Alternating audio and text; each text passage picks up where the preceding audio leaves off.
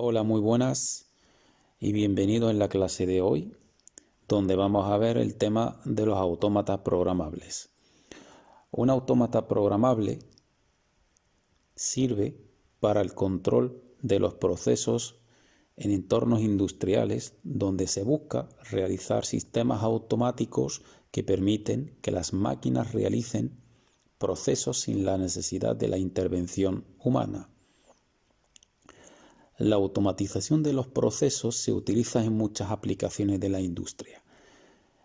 Por ejemplo, aquí os puedo dar algunos ejemplos. Automatización, por ejemplo, de máquinas como lavadoras, aire acondicionado, etc. Automatización de cadena de producción, como por ejemplo embalaje, embotelladora, automatización y sistemas de medición, que se utiliza mucho en aplicaciones de medicina, de industria aeronáutica, etc.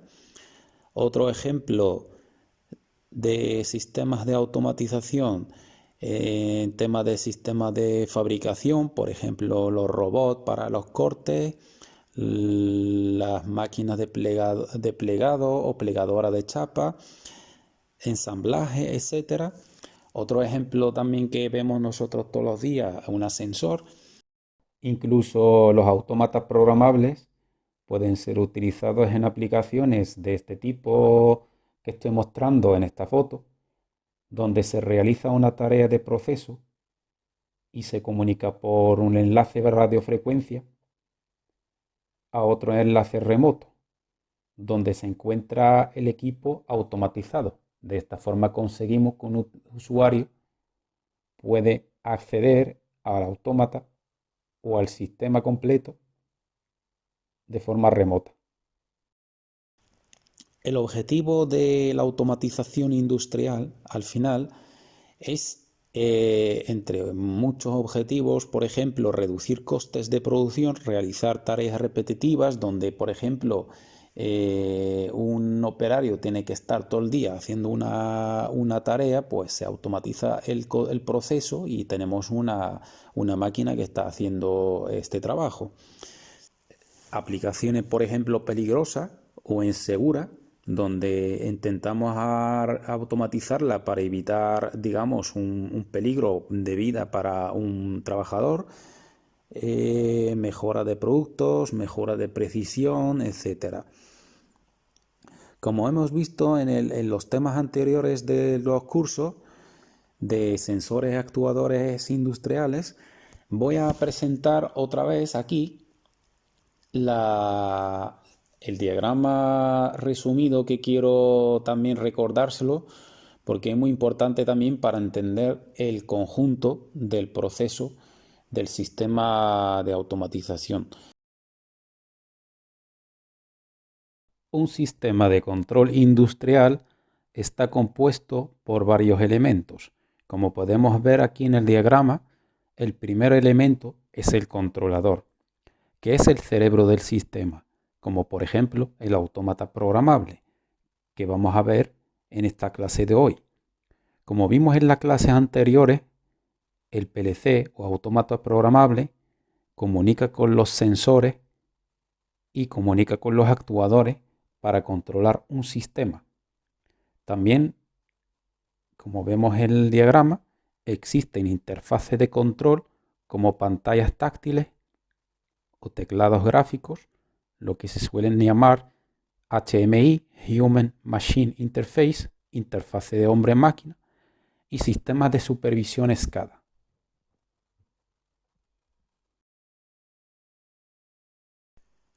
Un autómata programable es un sistema electrónico programable diseñado para ser utilizado en un entorno industrial. También reciben el nombre de PLC, que significa controladores lógicos programables, del inglés Programmable Logic Controller. Pues es un equipo electrónico programable, como hemos dicho, en un lenguaje no informático diseñado para controlar en tiempo real y en entornos industriales procesos secuenciales.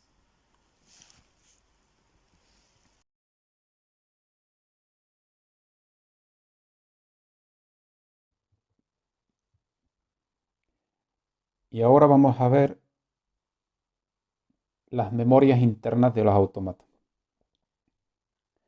En un autómata programable, la memoria interna es la RAM, donde se almacena el estado de las variables que maneja el autómata, que son entradas, salidas, contadores, relés internos, señales de estado, etc.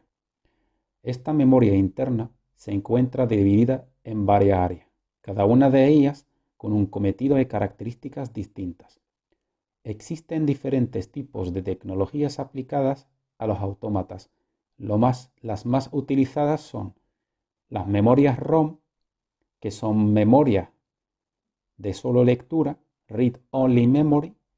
La escritura de la información se lleva a término durante la construcción, por la cual el contenido no se puede modificar ni borrar. Otro tipo de memoria son las memorias PROM, Programmable Read Only Memory. Son memorias de solo lectura, pero programables por el usuario antes de ser utilizados. Una vez programados no se pueden alterar. Después hay otro tipo que se llama EPROM, que son memorias de solo lectura, Erase Programmable Read Only Memory. Son de lectura, pero reprogramables por el usuario, el cual previamente ha cancelado la información anterior por medio de radiación ultravioleta que incide al chip por una ventana. Y por fin hay otro tipo de memoria que se llama EEPROM, que son Electrically Erased PROM. Son memorias ROM programables y se pueden borrar eléctricamente. Es un tipo de memoria ROM que se puede ser programado, borrado y reprogramado eléctricamente. A diferencia de la EPROM, son memorias no volátiles, que pueden ser leídas un número ilimitado de veces, pero solo se pueden borrar y reprogramar un número de veces que suele ser aproximadamente unos 100.000 veces. Si no, la memoria se puede quemar. En cuanto a los tipos de autómatas, podemos identificar dos tipos de autómatas de acuerdo con su estructura. Pueden ser compactos o modulares. En el caso de autómatas compactos, las interfaces de entradas y salidas son lo que son limitados, y el autómata no permite realizar expansiones futuras. Generalmente son dispositivos de bajo coste que se utilizan en equipos donde el coste es muy importante. Digamos, el coste es importante a no superar una cantidad determinada. Para el caso de los autómatas modulares, el autómata admite la configuración del hardware que está disponible para su gama de productos correspondientes y puede ser reconfigurado mediante la incorporación o eliminación de módulos. Suele ser de coste más alto y se utilizan generalmente en sistemas que tienen muchas entradas y salidas, que tienen mucha variabilidad, que tienen muchas opciones.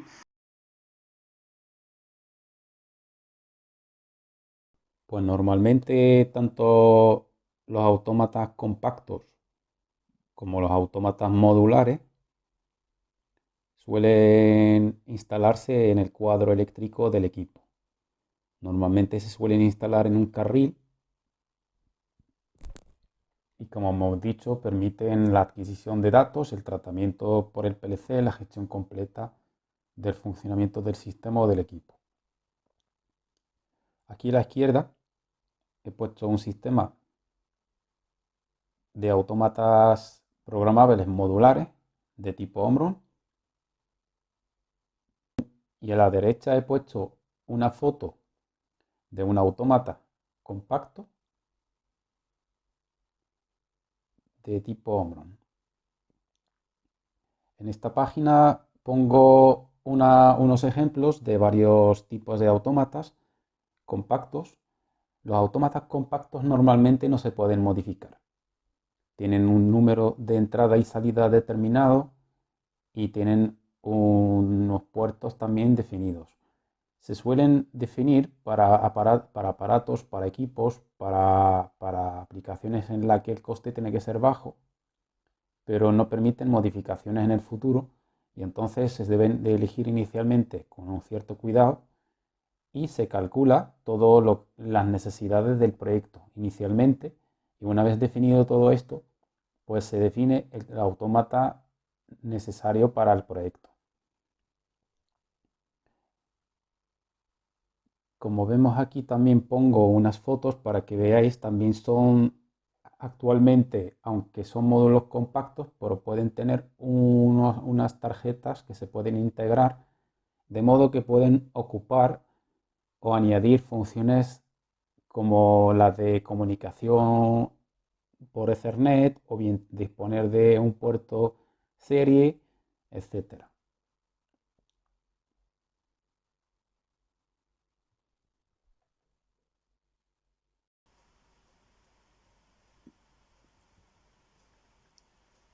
Vamos a ver aquí, en esta parte, la estructura de los autómatas programables. Suele ser una estructura modular, permite adaptarse a las necesidades del diseño y a las posteriores actualizaciones, permite una configuración del sistema variable, funcionamiento parcial del sistema frente a averías localizadas y una rápida reparación con la simple sustitución del módulo averiado.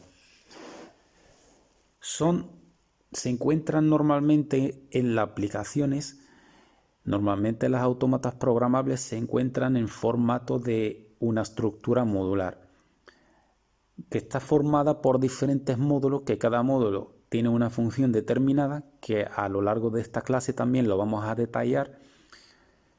Y como decimos, tiene varias ventajas este tipo de modularidad, porque a la hora de tener un cambio en las necesidades del diseño o bien en las futuras actualizaciones o ampliaciones de, digamos, la función de control, pues se permite integrar la parte de modificación de una forma muy simple, porque estamos hablando de añadir un módulo o bien quitarlo. Permiten una configuración del sistema de una forma muy simple, ya que al final, cuando se programa un sistema, al final se está pensando en un conjunto de varias opciones. En caso de la industria o de la fabricación, cuando se está utilizando la programación de las autómatas, se piensa en diferentes opcionales y al final, en función de tener una cosa u otra, se inserta un módulo o no. Otra ventaja importante del sistema modular de las autómatas, a la hora de tener un problema en una instalación donde falla un módulo, no es necesario cambiar todo el sistema, sino que el sistema se puede, digamos, solucionar directamente con la sustitución del módulo que ha fallado, y cuando lo cambiamos se vuelve a funcionar todo perfectamente, sin necesidad de programar, sin necesidad de configuración, digamos, muy compleja. Solamente se cambia el módulo por otro y ya tenemos todo el sistema funcionando. En esta siguiente transparencia lo que presento un ejemplo de cómo se encuentra esta, digamos, estructura modular de un sistema completo de automatización a través de un autómata. Suelen ser varios módulos en el que el primero siempre es el módulo de alimentación. Suelen ser fuentes de alimentaciones que se deben de calcular en función del conjunto global de todos los módulos que vamos a tener dentro de nuestro sistema. Después en esta parte tenemos el CPU, que es la unidad, digamos, del procesador. Ahí es en este módulo, es donde vamos a cargar el programa. Este es el cerebro de todo sistema, es el controlador, digamos, del PLC. Es esta parte que va a tener el programa principal y ahí es donde también tenemos que cargar la configuración completa de lo que es el sistema modular de todo el conjunto. Y después vienen insertadas módulos de entradas, módulos de salidas, módulos de entradas digitales, salidas digitales, entradas analógicas, salidas analógicas, otros módulos especiales e incluso módulos de comunicación. Para que tengáis una idea de cada módulo uno a uno por separado. En esta parte, como vemos, aquí está el módulo de la fuente de alimentación. La fuente de alimentación es la parte, digamos, que lo que está haciendo es alimentar todos los módulos del autómata. El autómata en principio estará alimentado por una corriente de 230 alterna y lo más probable es que el resto está funcionando por otro voltaje continuo a 24 voltios, que es lo más común. Entonces la función principal de esta fuente es la conversión de la corriente alterna a corriente continua, y para elegir bien la fuente debemos de saber cuántos módulos vamos a montar en el conjunto del sistema. En función de esto debemos de calcular cuál es la fuente necesaria. En este ejemplo, como vemos, están varias fuentes. He cogido ejemplos del autómata programable de la marca Omron. Y aquí, como vemos, por ejemplo, el módulo más grande permite alimentar o bien permite una potencia más alta de 25 vatios, mientras el módulo pequeño permite una potencia de 14 vatios. Entonces, en esta parte es muy importante saber previamente la configuración total que vamos a montar y calcular la fuente necesaria. El módulo que vemos a continuación es el CPU, que es, digamos, el procesador de todo la autómatas. En esta parte vamos a cargar el programa, vamos a realizar las configuraciones necesarias, se cargan todos los parámetros del sistema, todos los parámetros de comunicación.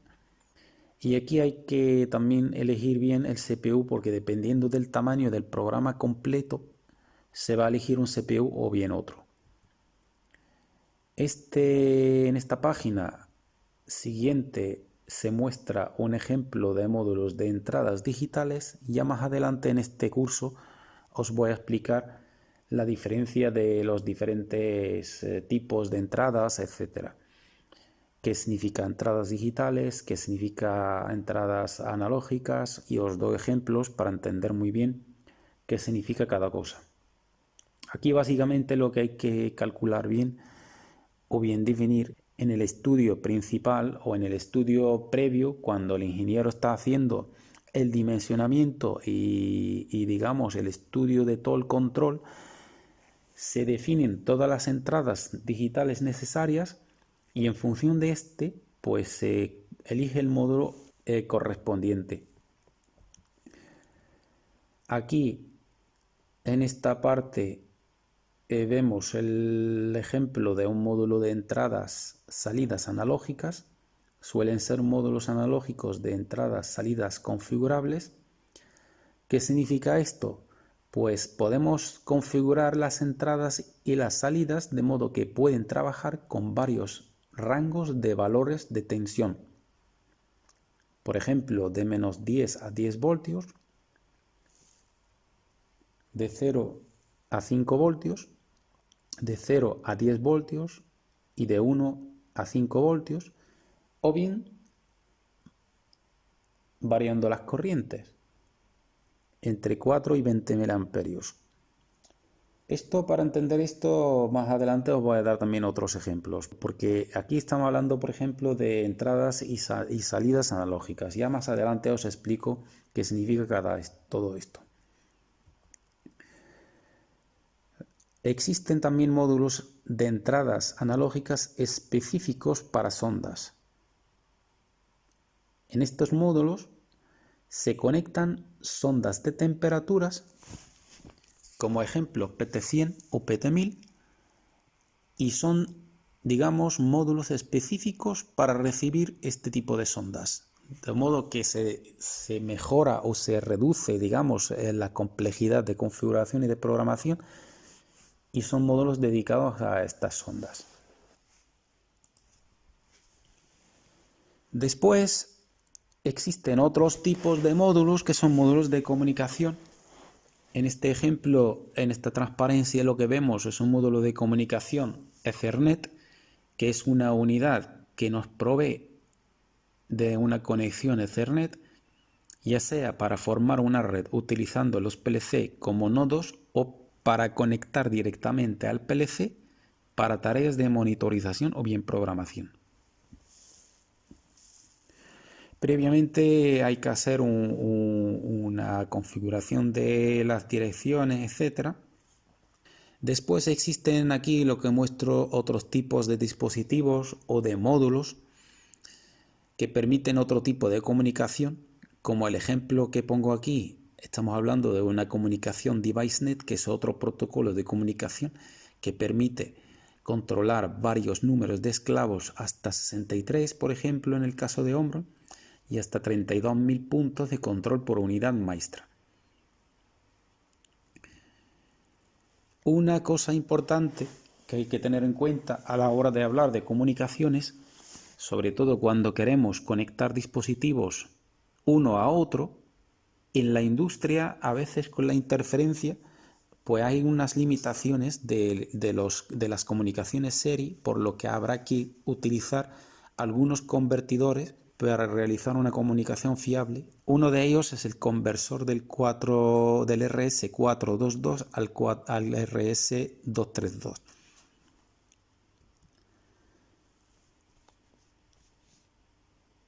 Tipos de conversores se suelen utilizar en caso de comunicar varios autómatas entre ellos, como mostramos aquí, como pongo el ejemplo de esta figura.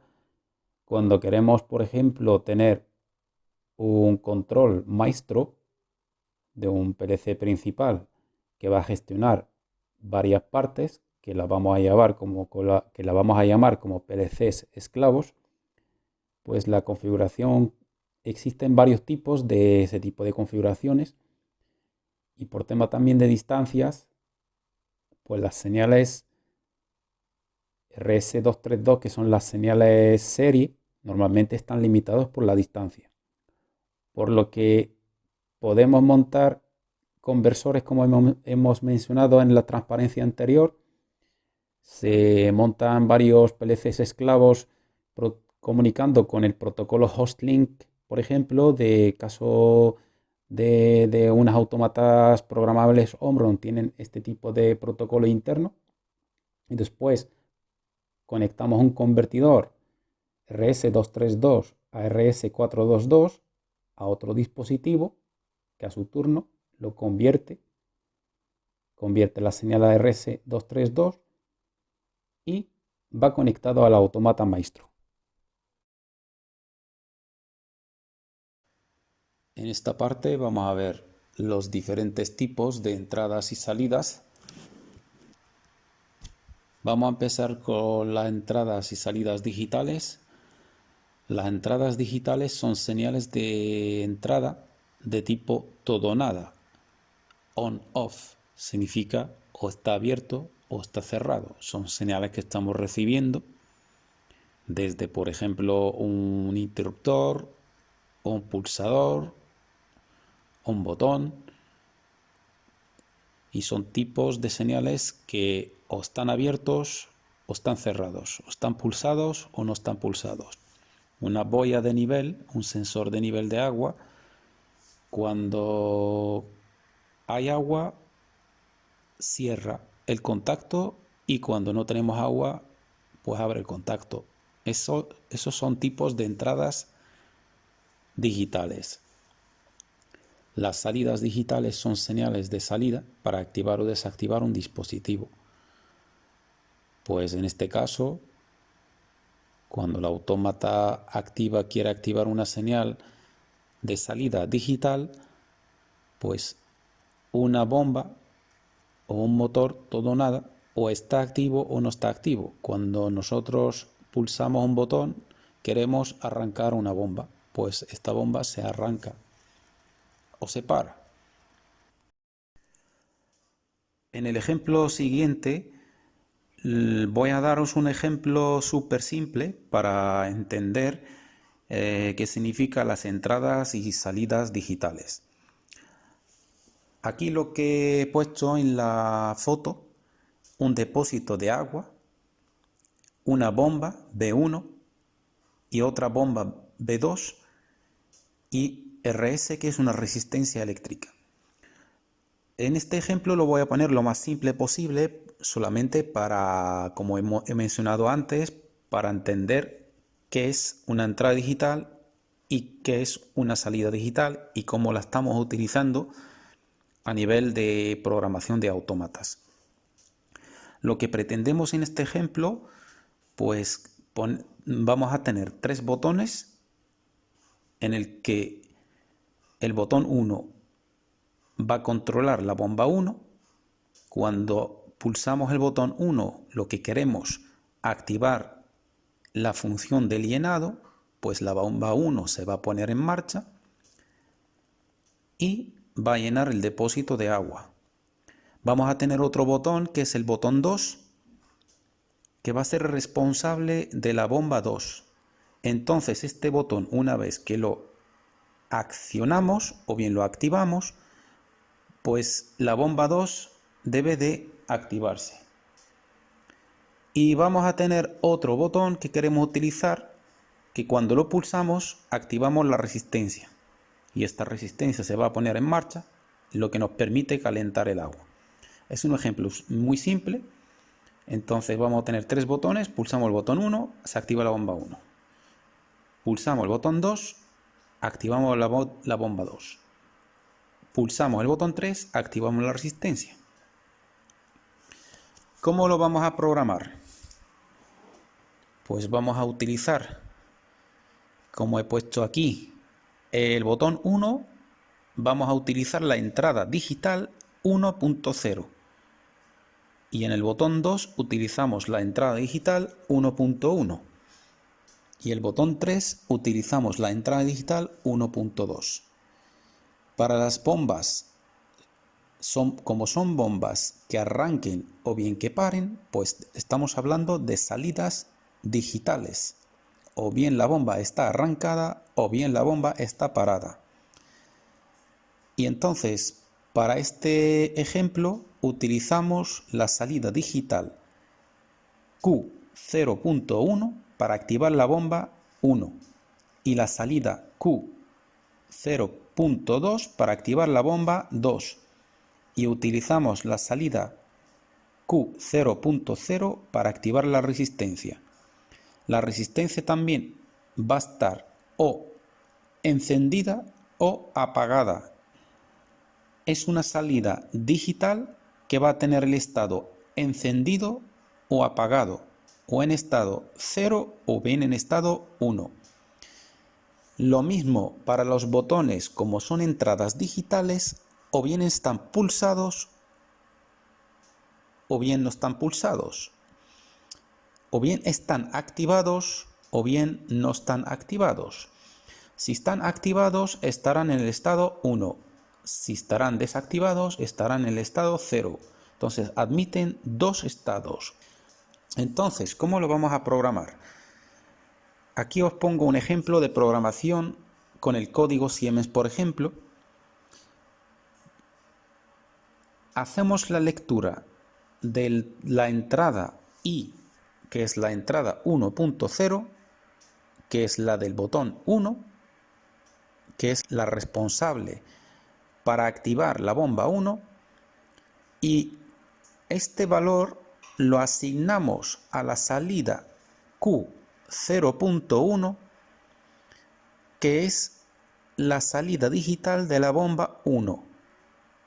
Entonces, cuando pulsamos el botón 1, esto nos va a activar la bomba 1.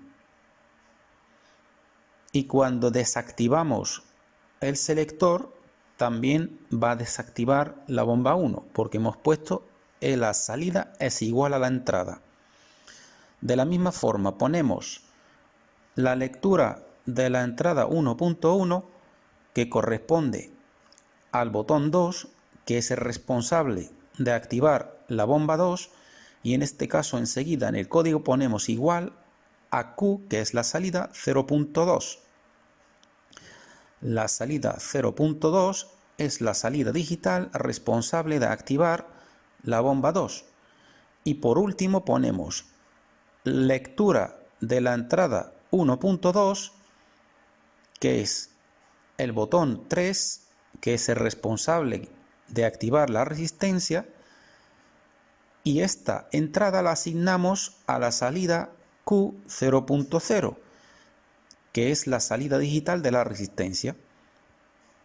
De esta forma hemos conseguido programar un sistema automatizado muy simple de lectura de entradas y de escritura de salidas digitales.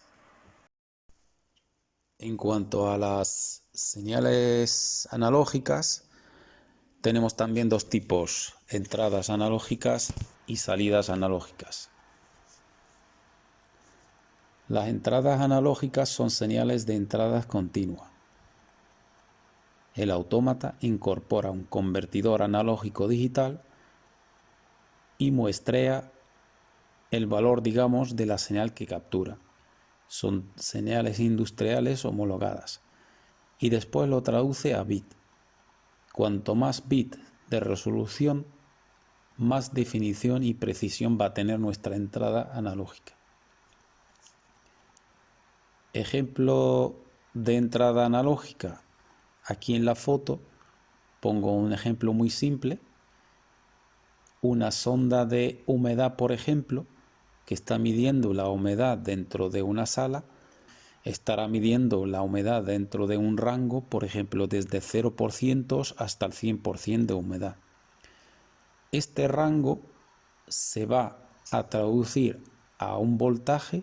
Si se trata de una sonda 0,10 voltios, pues el mínimo valor de la humedad 0% va a corresponder a 0 voltios y el máximo valor de la humedad va a corresponder a 10 voltios.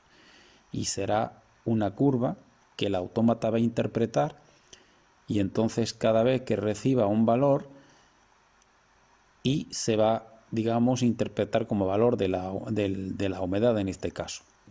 Otro tipo de sondas que existen son sondas que lo que están dando señales de corriente de 4 o 20 mA, lo que se suelen utilizar en la industria. Las salidas analógicas son señales de salidas continuas. El autómata incorpora un convertidor digital analógico, que es el que realiza la conversión del valor real. En este caso, para entender muy bien cómo funciona una salida analógica, suponemos que queremos controlar un ventilador y queremos controlar la velocidad del ventilador. Queremos que el ventilador gire a una velocidad baja y queremos ir aumentando la velocidad desde muy baja hasta una velocidad muy alta. Cualquier ventilador industrial suele tener un rango que le corresponde desde una velocidad mínima hasta una velocidad máxima. Y la velocidad mínima va a corresponder con 0 voltios y la velocidad máxima va a corresponder con 10 voltios. Entonces el autómata va a utilizar la salida analógica, que va a estar enviando un voltaje desde 0 voltios hasta 10 voltios, y este voltaje lo que hace, pues controlará la velocidad proporcional al voltaje, a la señal de voltaje que está enviando el autómata. Vamos a ver en esta parte Los lenguajes de programación de los autómatas. Los lenguajes de programación son necesarios para la comunicación entre el usuario y la máquina o proceso donde se encuentre el PLC. La interacción que tiene el usuario con el PLC las pueden hacer mediante la utilización de un cargador de programa que normalmente está reconocido como una consola de programación a través de un PC. Cada tipo de autómata, dependiendo del fabricante, facilite un programa, digamos, de interacción y que permite realizar estas tareas de programación. En procesos grandes o en ambientes industriales, el PLC también recibe el nombre de API, Autómatas Programables Industriales, para que estéis familiarizados por si algún día veis el símbolo API. Y utiliza como interfaz para el usuario pantallas táctiles, otro tipo de pantallas que se llaman teclados gráficos, o bien sistemas SCADA, que son sistemas para la adquisición de datos, supervisión y monitorización y control de los procesos. ¿Qué tipos de lenguajes de programación se suelen utilizar? Los lenguajes de programación para un PLC son, básicamente lo podemos categorizar entre dos tipos, los visuales y los escritos. En el primer tipo de visuales podemos decir que se basan en estructuras, el programa por medio de símbolos gráficos similares a los que se usan para describir los sistemas de automatización, planos esquemáticos, diagramas de bloque. Digamos, es un lenguaje de alto nivel y se pueden distinguir diversos diagramas de contactos que vienen a ser funcionalmente el proceso. Se representa como un circuito de contacto y relés fácil de entender y de utilizar para los usuarios con experiencia en lógica cableada. Este lenguaje se define como ladder porque la forma de construcción del esquema se parece a una escalera. Ladder en inglés significa escalera. Y un ejemplo de programación ladder, la pongo aquí, son diagramas, son contactos. Aquí lo que estamos mostrando, un contacto que pone iniciar. Si tenemos el contacto iniciar y tenemos el contacto del motor activado y no tenemos la parada activada, arrancamos el motor. Después tenemos otro tipo que son los diagramas de bloques funcionales.